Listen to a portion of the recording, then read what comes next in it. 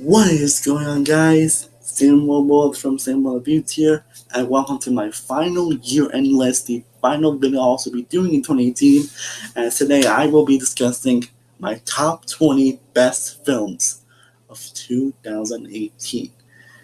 These are the films that, personally, for me, I like them, I loved the most, I enjoyed the most, and I had the best time with the most, and the film that made me feel the most out of any film this year. Now there are a few aspects that why film how film could be high on my best list, and like these are films I truly have the most enjoyment out of. The films I feel I can rewatch the most, and most importantly, the films that I feel have the most emotion. So I feel that me feel the most emotion, whether it's happiness, sadness, or whatever, or pretty much any kind of emotion. I mean, that's the most important aspect in any type of media, and these are the films that made me feel a lot of that. And kind of the opposite, like on my worst list, that's the easiest. The best is always the hardest for me, and this year is no exception. There are always some films that I unfortunately wanted to put on the list, but I had to cut out of it. I know some other films I thought were great and all that, so this is really wasn't easy, honestly. I got a hard time anytime my number one on the list, but I just have on the 20 films this year that I seen this year that I enjoyed, loved, and appreciated the most, and the films that truly remind me of why I love films. Before we get into the list, I'm going to get to two things first. First, if I'm seeing 191 movies, it's 191. I'm not seeing like every movies. Like there are a few things I still want to see before I get best list, like mid-90s, Suspiria, Green Book, The Favorite, The Biggest League Talk, Wildlife, and a couple others I put on my head in the moment. There are a few some movies I wish I could have seen, but unfortunately I not got a chance to, so it took them on the list because I know film could most likely be on the list. I could see them, but yeah, I haven't. So yeah, they could be on my best list whenever I do see them. But right now, I haven't had a chance to see them, so they won't be on the list because I haven't seen them.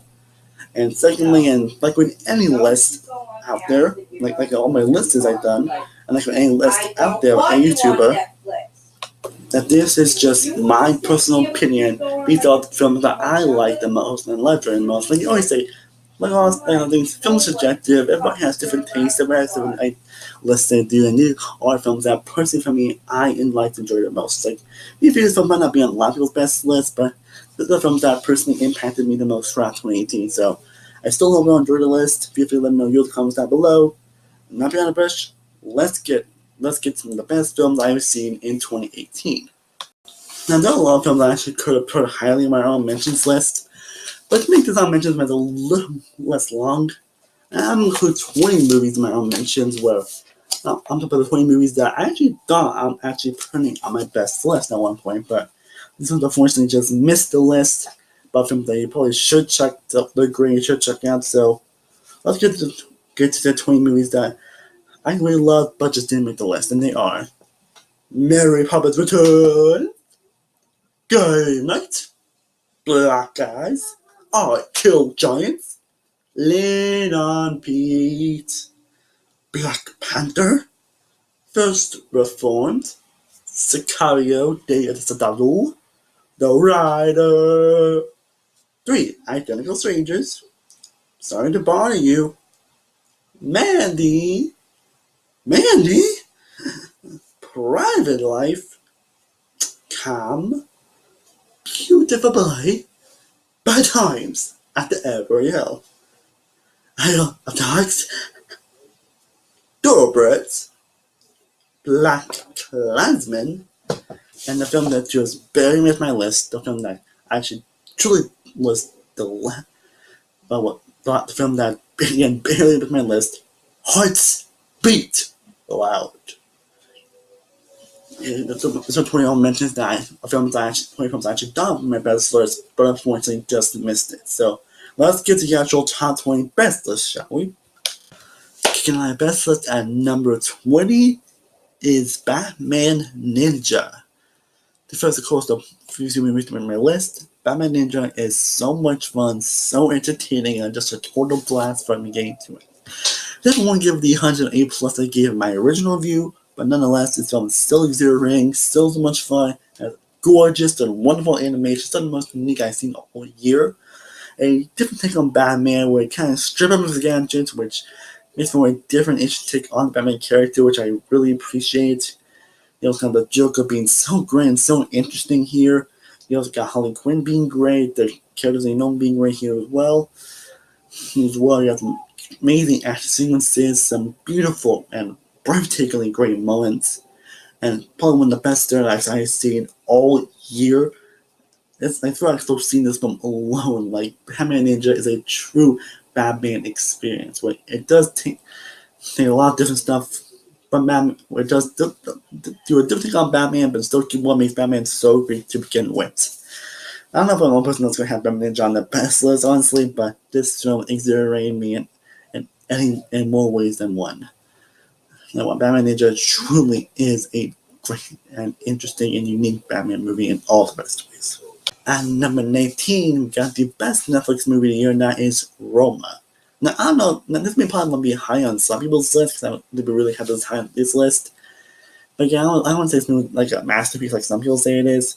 But nonetheless, Roma is still a beautiful movie. People's honestly the best way to describe this movie, not just in cinematography, because this is Franz Quran, and there's anything you can expect of Franz Quran movie is beautiful and breathtaking cinematography and shots. And this was no exception. But also tells some story, as the story is telling is truly beautiful. And it is very emotional at times. And it's Melissa wants to get going, but when it gets going, it really gets going. Especially in the last 30 minutes that are a huge gut punch.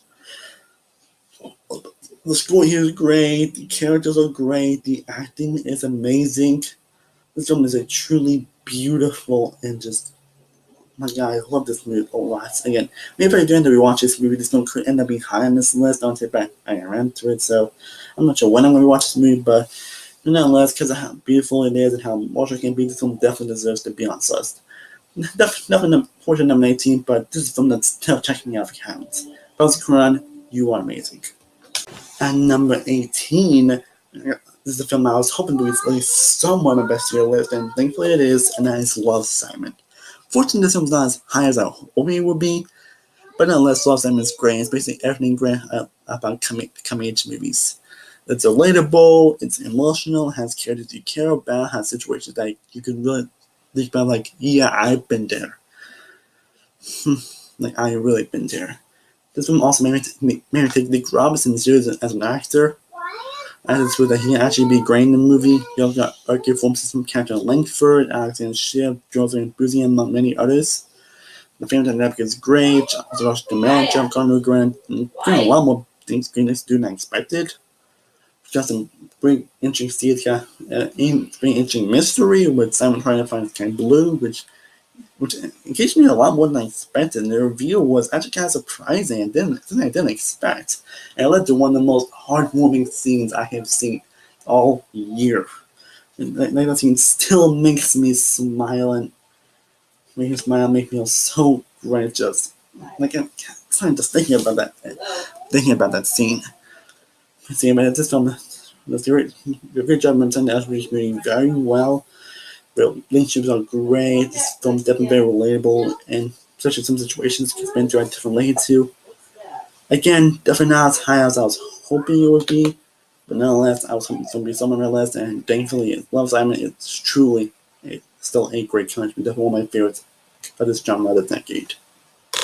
At number 17, we have the most overlooked movie I've seen this year, and that is You Were Never Really Here. Actually, kind of random. I don't, but yeah, You Were Never Really Here is a film that still impacted me from the moment I saw it, and it still as impactful.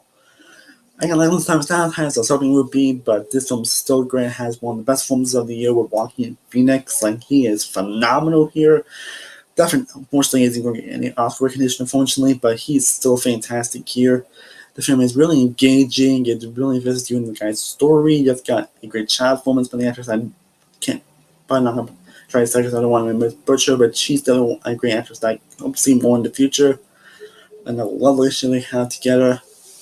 Yeah, the film is also beautiful to look at. Has some pretty powerful emotions, especially this lake scene that unfortunately missed my best scene in my top 10 best scenes of the year, but it's still an impactful scene nonetheless. The editing is great, the story is engaging, the both aspects they do very incredibly well.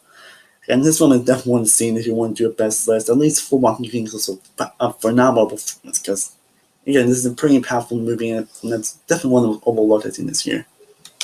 And number 16, we got one of the best thrillers of the year, and that is Searching. Like, I wasn't expecting the thriller finish I did, but Searching is a truly incredible thrill that captivates you from how it tells the story using a laptop camera, which never have worked at all in previous movies, but definitely works amazing here, and it has a lot of suspense and thrills of the movie. It's a story that we can't see more where a father trying to find missing daughter and managed to make a very unbelievable story that has a lot of twists and turns, and they don't think come whatsoever, along with a fantastic and incredible performance from John Cho.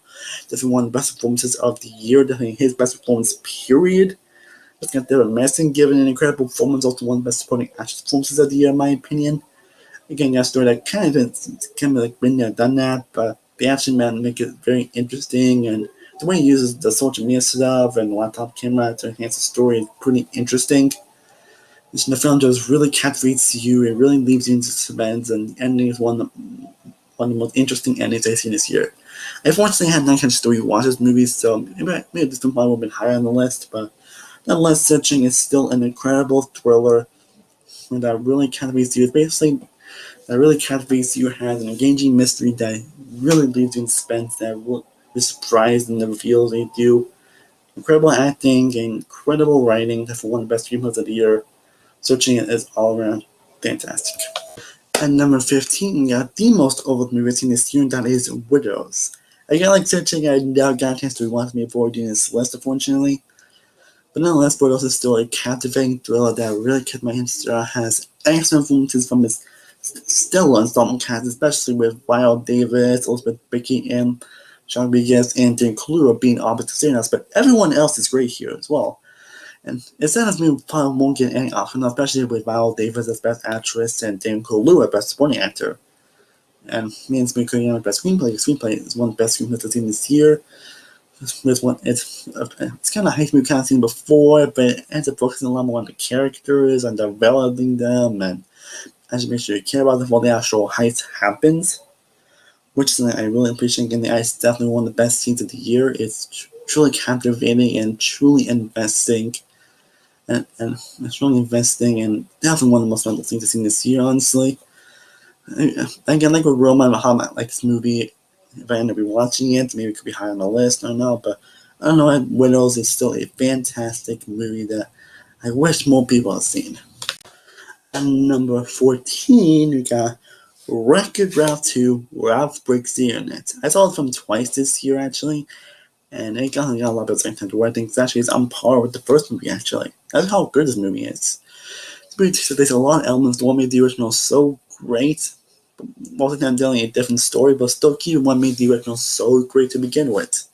It develops a lot more on the characters, makes them more developed, more interesting. Relationship between Ralph and Penelope is so adorable, so amazing. It's the kind of friendship that anyone wants to have, honestly. To be like that type of wants to have. The journey the tales go through is great here. The story is engaging as hell. The humor they go here is hilarious, and the humor here is hilarious. I'm laughing so hard at the memes they make fun of, and the stuff and the referential stuff they do here. But here, a lot of the kids down are great, especially down those characters. I thought she was great here as well. The world in that they explored was pretty interesting and pretty hilarious and pretty great, honestly. And also, this particular scene is definitely my top 10 favorite scenes of the year. Truly an incredible scene. The scene spends some hilarious. It definitely can be very emotional, especially towards the third act.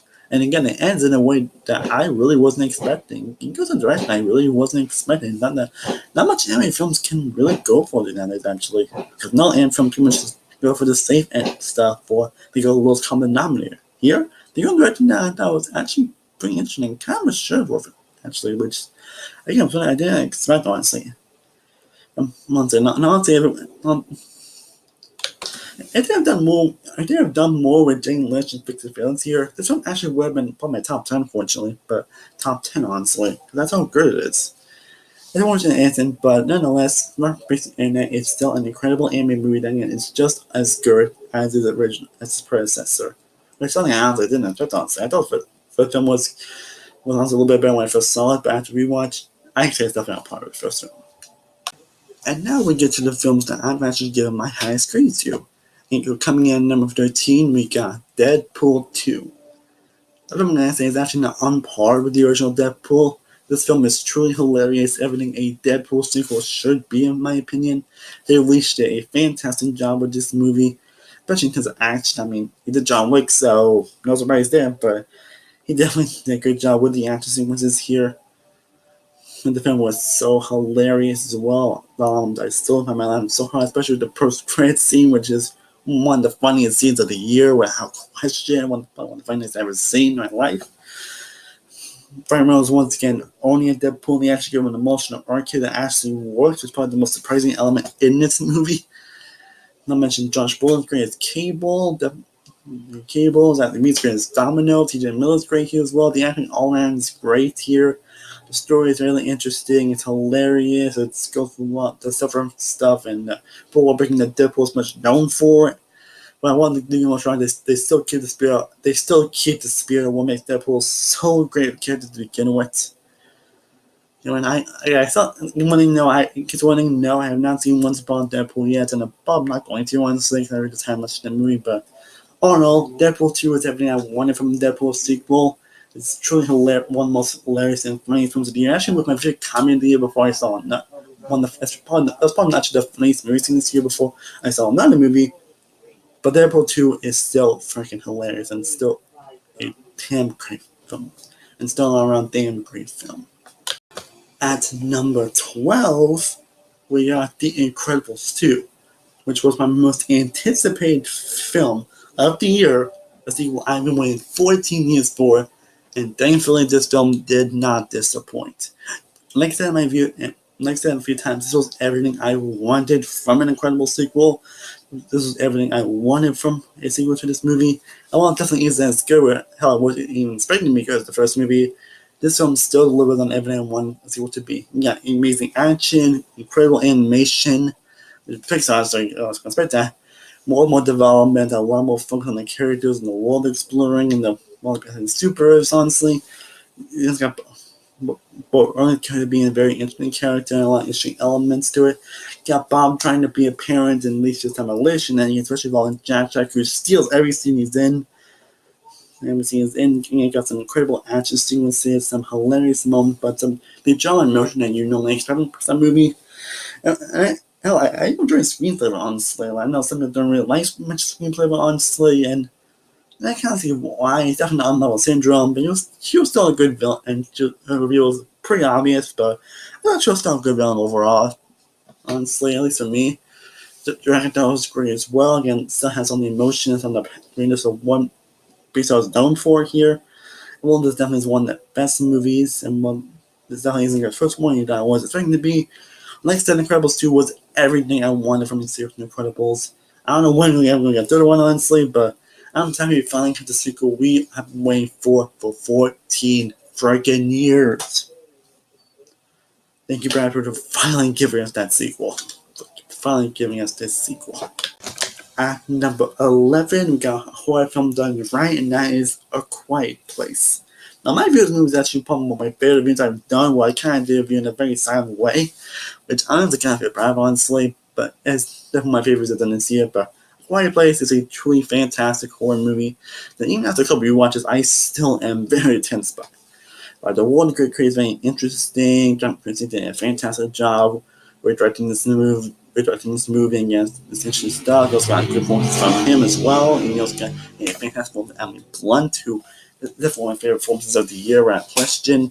He also got a great performance from this little kid. I think Milson Sims, I believe is her name here, who etc. I did want to see more of. And more of an film aspect is definitely very interesting. And the film is definitely scary. I mean, this is a world where we make these smallest sounds like so that leads to some incredibly tense available moments. Some moments I was definitely shooken after watching it. Some moments I was very on the edge of my seat watching. Like some moments I was truly scared and truly terrified watching. And then things characters they actually do care about, and characters you want to see survive here, and it leads to some very surprising moments here. Like Quiet Place, everything including that horse trip. Definitely, fortunately, my favorite of the year will Definitely not my favorite horror from the year. We'll get into that later. But nonetheless, A Quiet Place still delivers on the great scale and everything that horror film should be. And I'm not sure what the sequel's going to do, honestly. It's not going to need a sequel, honestly. But we'll see. But John Quincy in the helm of that actually makes me a little curious. So, well done, John Quincy. Well done for making a suspenseful and incredible thriller. Now we're in the top 10, and coming in at number 10, we got First Man. Yeah, First Man, directed by J.B. Lazelle, is such an incredible movie. It's fortunately about the weakest of he's done. Unfortunately, it was my number one. Like his previous two films has my number 10, but nonetheless, First Man is still an incredible film that I had a great experience watching in theaters. J.B. Lazelle did a great job into the mind of Neil Armstrong and learn more of his character while being so engaging here. Ryan Gosling really embodies what makes Neil Armstrong great. A lot of people think he's not good because he doesn't say much, or he's kind of just like doing it, but that's kind of the point. I think Armstrong's a very reserved person, so I think that's kind of the point they're going for here. And Ryan Gosling plays that character to perfection here. Like, he's one character that doesn't really say stuff without really saying it, and he nails that here. This is one of the best performances of the year. But here, he also got an amazing film from Claire Foy here as his wife. I love the relationship these two had together. That's one of my favorite actors of the year. He also got some incredible cinematography and amazing score, one of my favorites of the year. And he also got the Merlin sequence, that's one of my favorite scenes of the year, an incredible, amazing sequence. Again, I really wish we saw this more, but fortunately it isn't because of that stupid American controversy or whatever. But First Man is a truly incredible film that was directed so amazingly, written so greatly, and while unfortunately it's the weakest film that Jim Chill's done, this film is still incredible. And number 9, we got the first ever documentary to make a best list, and that is Won't You Be My Neighbor? An incredible documentary on Fred Rogers. Even though I wasn't too familiar with him, I still felt the impact this film was trying to give me. This film is definitely emotional at times. It doesn't make you actually cry, honestly, saying how to look for this guy and how he has impacted a lot of people in his life. That's something that really hit an emotional gut punch with you. Like, even if you're not too familiar on the guy, Fred Rogers, you can still see the impact that he has for a lot of people here. So again, even if you're not have that knowledge about him, this film will still leave you an emotional impact. Okay, unfortunately, this film never has a long will be, but this is a documentary that's definitely not to be missed. And speaking of emotional gut punch, at number 8, The Hate You Give. Again, unfortunately, not a title I was hoping it would be, unfortunately, but nonetheless, The Hate You Give is still a fantastic. That really makes you think about the realities of this world that they're going for, and the stuff like this is still happening today. It's a really good realization of the world we live in nowadays, and does a fantastic job of exploring those aspects. And now you got a fantastic performance from Amanda Seyfried. You also got a fantastic performance from Rosa Hornsby, who I still hope the guy gets nominated for this movie, but that's what I don't know if I'm going to have anything, unfortunately, but that's fortunate because this film really leaves an emotional impact on you with fantastic performances and incredible screenplay. Recipe to the screenwriter here.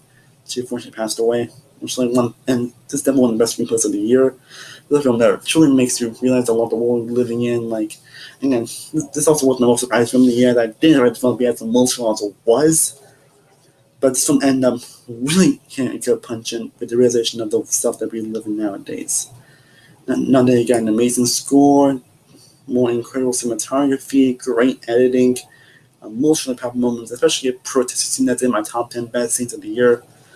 And you got a film that's truly an emotionally impactful experience. Again, like Wheels and Searching, I have not had a chance to rewatch this movie before doing this list. But I'm going to this film, I will still be in my top 10 if I do rewatch it, because this film certainly leaves an impact on you. I can't imagine about not being impacted at all. I can't imagine not being at least impacted a lot by this movie, because this is, I'm definitely not going to forget. This is one of the most realistic movies I've seen this year.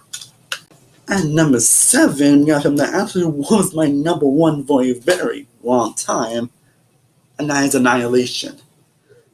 This film unfortunately did that in my top 5, which I was hoping it would be in here. And I wouldn't say this is better as Mount Connect. I thought it was my first saw it, but nonetheless, Annihilation is still a fantastic film. That was the Alex Cohen, one of the most unique directors working today.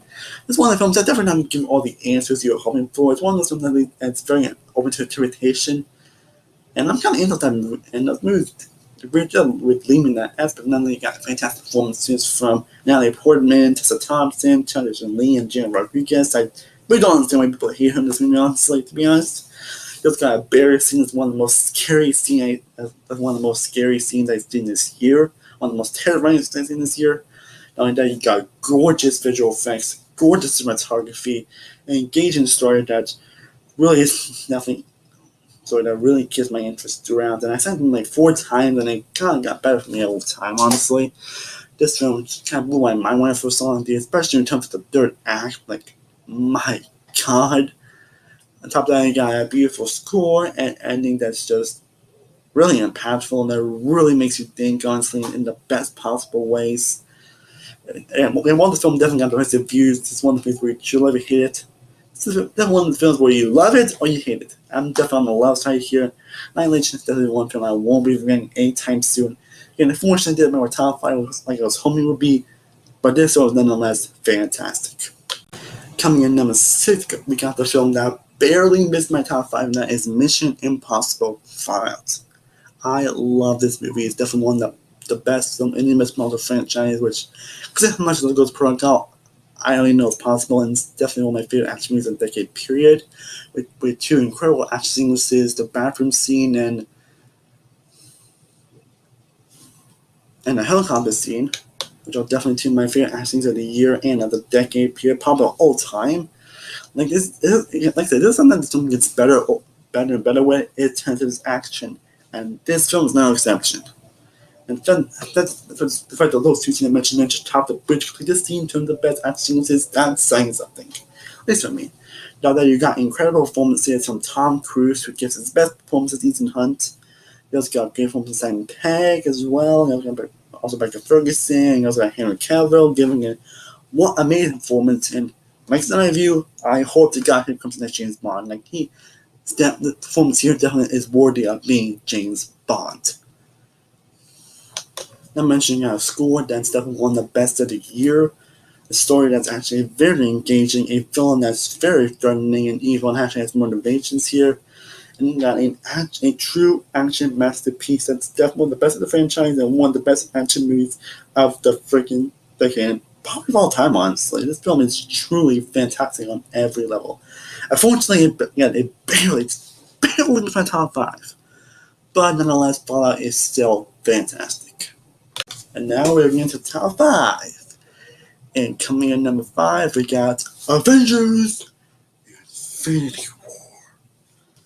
War. But the part of the film I actually rewatched the most at the moment of any film this year. Again, unfortunately, not many high as I hoping it would be, but nonetheless, Infinity War is still truly a fantastic studio movie. Definitely one of the best at all time. Definitely the best of the Marvel Cinematic Universe, period. I loved every single aspect of Infinity War, from its action sequences, the high stakes, and the biggest ticket in the MCU. On the first 10 minutes alone, you knew you're in something very different and emotional. You got incredible performances from every actor here. Russo Brothers did something very that should have. Like, the Russo Brothers did something that should have just failed miserably, because this film has so many characters. This film should have been very messy, very all over the place, but the Russo Brothers somehow managed to give each character a time to shine, which is incredibly impressive. Now, that's, you got some increasing action sequences, got an incredible villain with Thanos, who's definitely the best villain in the cinematic universe, without question, probably one of the best comic book films out there, period. Everyone say he's definitely better than Joker, what some people are saying, but Thanos is still fantastic nonetheless. You also got some pretty emotional scenes as well. You got some pretty intense sequences, and you got an ending that still leaves me speechless. That's the first time I saw it in the theaters. Infinity War is definitely the best in the MCU could really do, and I cannot really see how they end this with Endgame next year. Possibilities how they can do it are endless. Endless, I tell you. Now, these next 4 movies are films that actually could have been number 1. These films actually done actually putting a number 1 spot, honestly. So, in different ways, decided which actually could be number 1, but I decided with this. So, coming in at number 4, we got Hereditary. Definitely probably the best horror film I've seen this decade. And considering how much I love the Babadook from 2014, which originally was my favorite horror from the decade before I saw this movie, that's saying something. This one actually kind of has a little bit of a feeling about Babadook, and more so in terms of how it tells a story, how relatable it is, and it's very different than typical horror, and it scares you in very different ways. This one kind of goes for a lot of you expect from horror movies, but it takes it in a very different direction, where it's definitely different from typical horror movie, which something I definitely love what a horror film does. And this film is definitely one of the most unique horror movies I've seen in a while. Not only you got gorgeous and beautiful and breathtakingly amazing cinematography, an amazing score. Definitely the best even film I've seen this year in Toni Collette, who knocks it out of the park here. It's probably definitely a snub of the Oscars because this is definitely her best performance since The Sixth Sense. She knocks it out of the park here. You also got performances from Mila Shapiro, who again, this film hasn't been great. Just a job. This year hasn't been great. Just a job performances, and she definitely the best of the one. She definitely is the best of the child performance I mentioned on this list. Like Quiet Place, You're Not Really Here. Alice Ward proved that he is an amazing actor, and especially in the classroom scene. This film is actually more so on the family dynamic, and it's definitely scary, but in a different ways, and it succeeds in still staring and terrifying you. It all has a dinner scene that's one of my definitely my top three favorite scenes of the year, and definitely proves that Toni Collette can. Definitely is the best of my mention about Toni Collette being truly phenomenal here. Yeah. Again, this is not a film that definitely is very divisive. It's definitely not a film we love you or hate it. This is a film I truly definitely love, and definitely made me appreciate A24 a lot more. A lot more. And I really thought they were good, but this made me truly fell in love with A24. I mean, that's always did, but this is the one that, I mean, that's always in a couple of movies, but this film, along with another film on my list, made me truly fall in love with A24. At number 3, we got Spider-Man Into the Spider-Verse. Film that somehow managed to be Infinity War, my favorite movie, which is something from Sony. I don't know, I always mentioned I watched a lot of movie in my superhero movie ranking and my Spider-Man ranking, so I'm not going to talk about too much here, but Spider-Man Inside of Us is a truly unique and fantastic, one of the most unique and different movies I've seen in a while. A film that really hits on a lot of levels in terms of emotion, in terms of amazing animation, writing, voice acting, characters, action sequences. And this one's also probably the funniest movie I've seen this year. As I can say in my review, I haven't laughed this hard in a movie in a very long time. This movie is truly uproariously hilarious a lot of times, and my God, I'm just thinking about a lot of humor here. Not mentioning an animation that's truly unique and different than any other anime movie out there, and any superhero movie, period. And incredible scripts and incredible characters, incredible character Miles Morales. And scenes that are surprisingly very emotional, relatable. Basically, like I mentioned in review, basically everything I love about Spider-Man might be why I love Spider-Man to begin with. Like I actually said this might be my number 1 point, but it's more just number 3. But nonetheless, it's Spider-Verse is definitely a super movie I won't be forgetting. And still, Spider-Man 2 is still one of my favorites, but this at some point could eventually beat that movie. I'll be my favorite Spider-Man movie in probably the next couple of years or whatever. But we'll see. But nonetheless, in Spider-Verse, still amazing.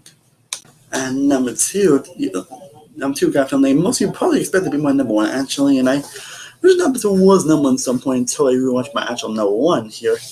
But it's something still phenomenal, and that is A Star Is Born. I loved every single aspect of this movie. Bradley Cooper did a phenomenal job directing wise. Definitely has been a year for the viewers, and this is definitely not saying the best, but again, we're going to my number 1, but this is definitely up there as the best because he truly was amazing here. I mentioned his I mentioned his acting here is phenomenal. I hope he's not the best actor. He's definitely the best actor performance I've seen this year, and this is definitely the best performance I've seen from him, period. Truly buys the character that he's playing. I didn't even see Valley Cooper. I saw Jackson Maine.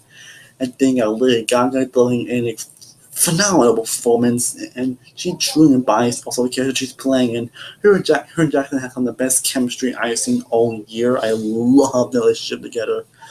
The music and soundtrack here is truly amazing. I have not stopped listening to the soundtrack. Especially songs like Shallow and I'll Never Love Again. But pretty much every song here is truly fantastic here. And here, this movie is definitely emotional, impactful. A lot of time crying, especially when it ends. Man, I'm getting emotional to think about the ending. And also, Sam Elliott gets a great performance. I hope he's not the best funny actor here as well. The writing's fantastic. Again, the music is great. The concert sequences are some of the best I've seen in a long time. This movie is very impactful, especially just one based on artists like I am. And excited how much I want to be saying. This movie definitely inspired me a lot, and definitely learned a lot since I've not seen this movie. This is definitely one that really inspired me a lot, and it's truly an impactful movie to watch. And a movie I really had thought about ever since I haven't think about ever since I left the theater. And again, for a while, this film actually was my number one, honestly. I actually thought that Horror Film was going to beat this movie at the end of the year. And then I ended up rewatching another movie that actually ended up being which ended up wasn't number one, but nonetheless, A Star Is Born is, again, truly impactful and incredible. And again, I thought it was going to be my number one. And again, A Star Is Born originally was my number one at some point. And this one I knew was going to be my top five, but I wasn't expecting that to be my number one. But then I ended up watching movies. I did watch a few certain movies before I did my best list. Then I watched a few that was something I would really watch, but there were a few films I did end up watching before doing my best year list. And then this is one films I ended up rewatching.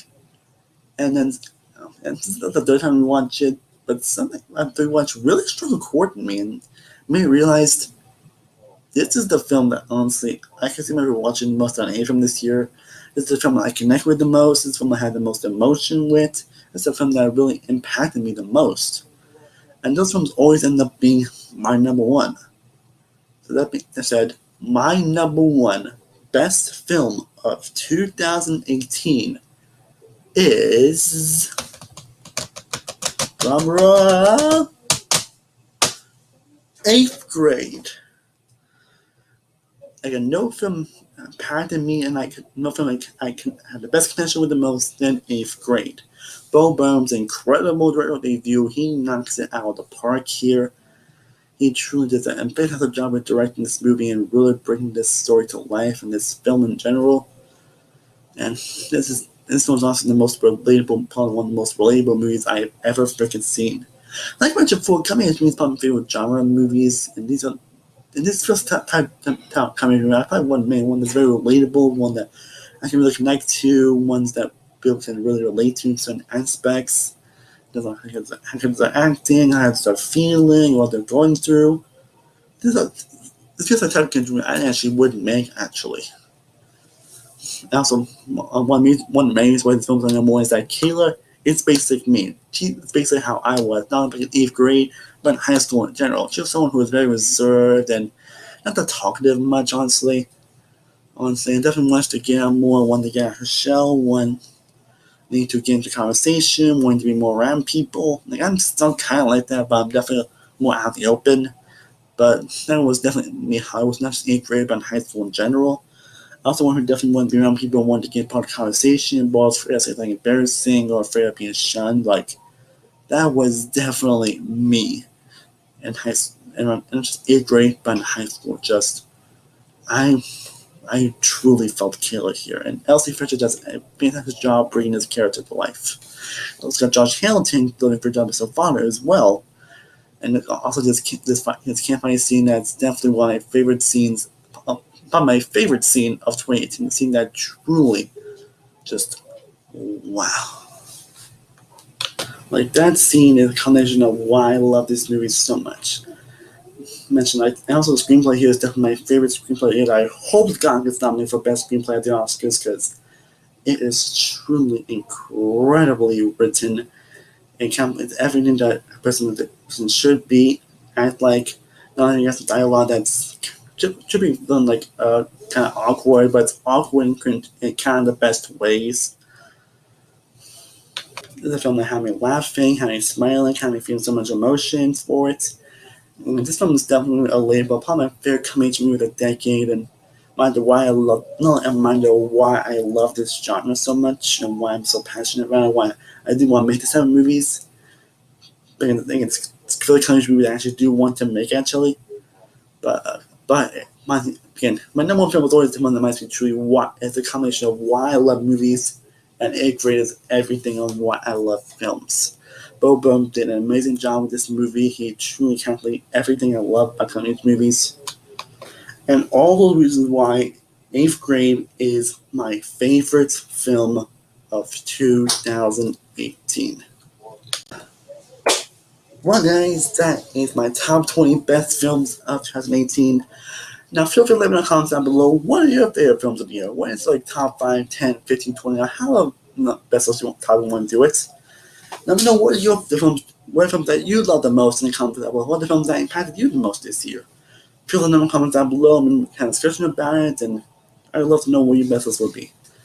And I also want to get, and this is the last video I'll be doing and this is the last video I'm doing in 2018. I just want to give a special thanks to everybody that watched my channel throughout this year and all of you that supported me throughout this year. Like, this year has been a great year for my channel. As I started this year around 200 subs, and now I'm like 530. Well, I've definitely been up and down in terms of my confidence and how I do videos. I eventually got how I want this channel to be, and I'm able to do a great job. Next year is going to be hopefully a great year for my channel. I plan to do a lot more music-related content, so I plan to do a lot more singing videos on it very soon, so be on the lookout for those. I'll still be doing my reviews, TV reviews, music, and I'll do interviews. Not sure what to do compared to gameplay videos. I will figure it out, but we'll see about that. But I have a lot of plans for my channel in the future. I hope to reach 1,000 subs by the end of next year. And this definitely has been a big year for my channel and very good for how I want to do YouTube. So I appreciate all the views, comments I receive from this channel. It's definitely been up and down in terms of my confidence, in terms of how this one channel to be and all that. But I'll say I never felt more confident. I never felt more confident. I never felt ever about being a YouTuber, and I truly feel great about all the videos I put out this year. I feel proud, and I never felt proud of all the videos I put, especially for these lists. So, as always, thank you so much for watching. I honestly truly do appreciate it. If you haven't really, be sure to like this video, be sure to share, and be sure to subscribe. And please follow all my social media sites that are all description down below. And be sure to check out all my veryyy lists I've done with my most disappointing, my most underoverlooked, my most disappointing, my most surprising, my favorite video games, TV shows, all of my favorite video games, TV shows, along my annual awards lists I've done. If you haven't seen those bits already, I am veryyy from veryyy. I will see you next year in 2019. And as always, stay cool, everybody. Peace.